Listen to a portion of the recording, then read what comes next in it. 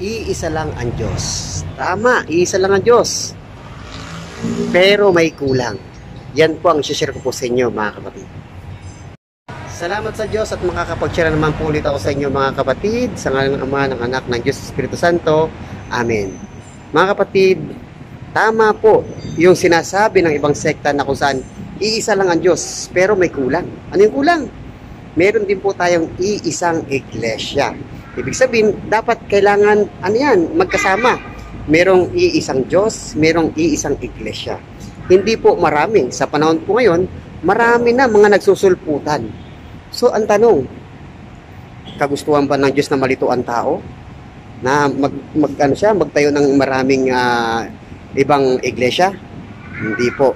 Ang gusto ng Diyos, hindi po tayo malito ng mga tao. Kaya ang ginawa niya, isang iglesia lang ang kanyang itinayo.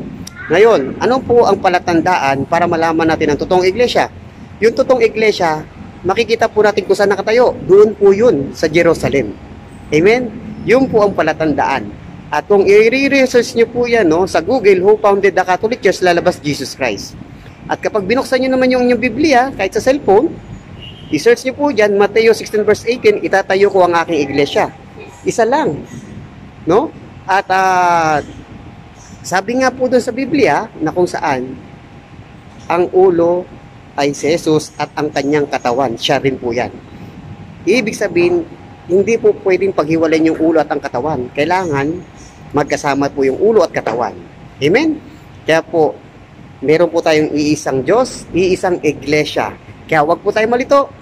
Ang totoong iglesia na tinayo ng ating mahal na Panginoong Jesucristo, Catholic Church, ibig sabihin ng Catholic Church, universal. Pangkalahatan. Amen? Kaya po, wag po tayo malito. Dito lang po tayo. Sa iglesia na tinayo niya, walang iba kundi Catholic Church, Iglesia Katolika Apostolika Romana. Amen? Big amen po, mga kapatid. More prayer, more power. Spread love. God bless us all.